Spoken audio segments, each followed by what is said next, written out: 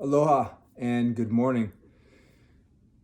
Today's video is my return and report after spending 6.5 days on the island of Maui, integrated from the entire west side and the entire island to originally deliver basic supplies like water, food, clothes, flashlights, generators, empty gas containers.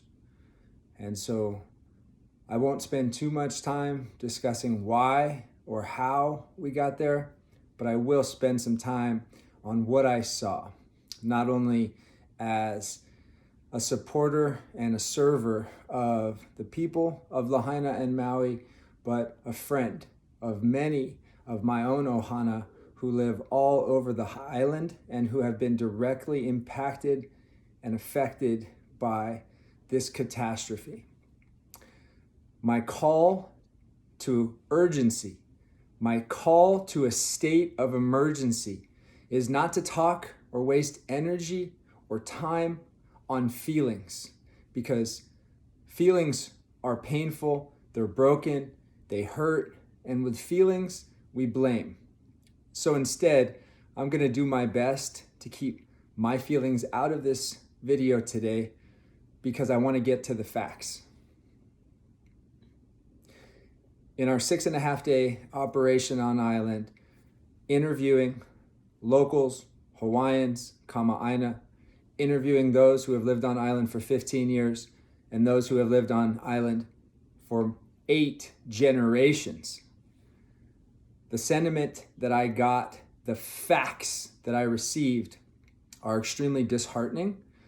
And what I'm truly hoping for is that not only the people of Hawaii, but the Hawaiian people of the world and anybody who has been directly impacted by this to speak up, to ask for immediate action now, to not wait until the president finally arrives in 48 hours, but to do something about a lot of the unintended consequences of this catastrophe that are continuing to happen. The basic needs of the people have been met: water, food, clothes, shelter. There are more donations and donation sites than the island of Maui even knows what to do with. The hotels have opened to anybody who chooses to get a hotel room and move in. Where I'm seeing the disconnect, where I've spent the past 6.5 days in frustration and disgust, is in the lack of leadership and communication that is happening from the top down. On the local level, the people are taking care of the people by any means necessary. The next phase, or the next challenge that we've started to see, is truly about the land, the Hawaiian land. And these families who have for many years had 10 and 15 and sometimes in certain cases 20 people living in one property, taking care of the generations above and the generations below. A lot of these family properties, the fear is that the land is going to be taken. And I completely understand that, but I have to keep moving through that to get to this next phase. And here's where the sense of urgency comes. One of the reasons why we extended our trip and then decided to leave a day early was because I no longer felt safe on the west side of Maui. And I don't mean with the rumors that there was a lot of looting going on. We didn't see anything like that. We did talk to several people that said within the first 24 hours, their properties, some of the stores had been broken into. But in those dire emergency situations, in my heart and in my head, that's understandable. And so we didn't see that. But there's all of these different challenges and problems that are not being met. Administration, government, the governor, the mayor of Maui, and ultimately the president, when they come, are still moving too slow, because what's not being addressed right now is the environment. And one of the reasons why I did not feel safe was that when I got there, when I saw the true devastation, when I saw the destruction, I was in Maui 5 weeks ago with my family for 2 weeks. And so it's fresh. The things that I saw, the things that I've seen, the things that I spend my time doing, it's fresh. And to see this massive scar, it looks like Katrina and 9/11 on one beach on one side of the island. And here's what's not being created or organized or planned that hurts my heart, and I know is going to continue to hurt the hearts of so many people. We need to know answers that we do not have right now. Number one, what is the true air quality happening right now in the actual area code, zip code of 96761 in Lahaina town and the surrounding areas? Most of these cities are separated by just a few miles. And so the air pollution, the toxicity in microparticles, we were told that they were going to put up a fence to block all of the toxins that were blowing through the air, that this was an actual wind tunnel protection fence.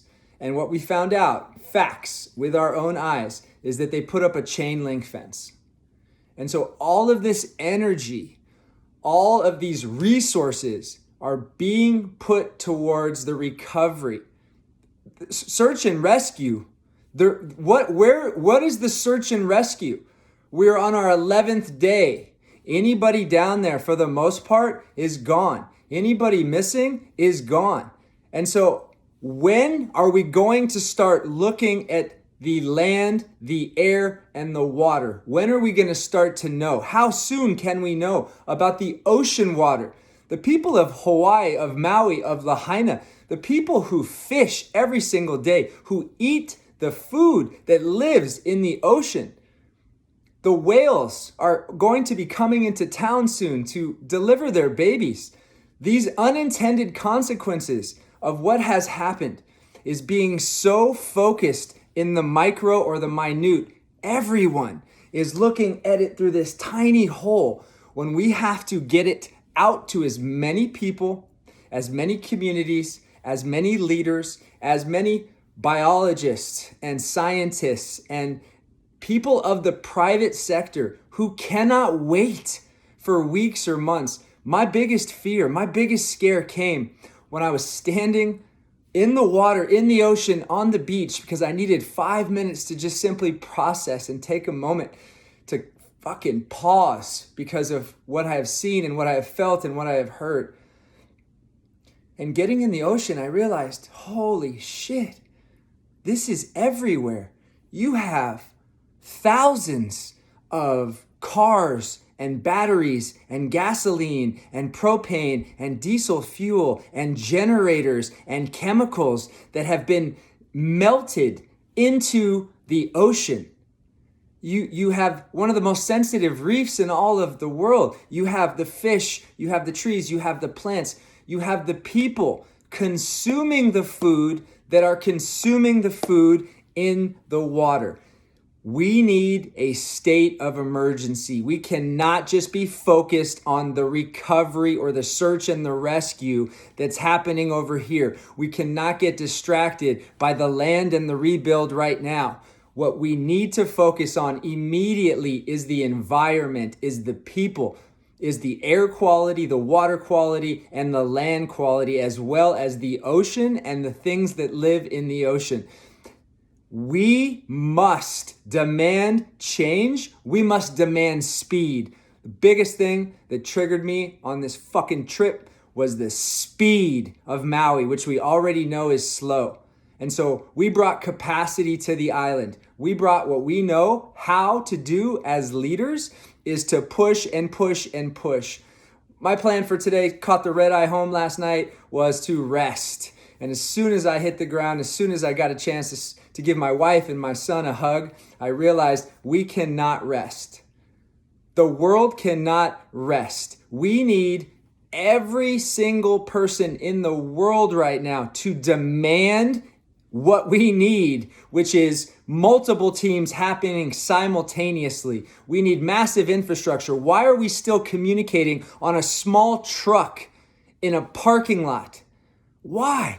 These are the questions we need to ask. Why is there not some type of massive ship by the Navy or the Coast Guard setting up satellites so that everybody can be communicating? Why are things being held up at the dock, at the port, on a different island? Why is there so much friction and pushback to actually have things happen right now? The people, the land, the environment, the health, the long-term health of the people who are in Kapalua or Kahana or Hanakauai. What happens on the other side, just a couple miles away from Lahaina town, in some of the cities that are attached, but we think it's that far because we have to drive around. The island is small. The Tri-County Island is small. We cannot wait. My friends, my people, whoever you are that gets this message, do not let it just sit there. Push it forward, share it, ask people to promote it, to talk about it. If we do not act now, if we do not mobilize, if we do not unify together for the common good of this beautiful land called Lahaina, Maui, we are going to lose the land, we are going to lose the people, we are going to lose the future generations, we are going to lose the animals, we are going to lose the manimals, we are going to lose as a society. But the positive is that we, the people, we can make change. Push this forward.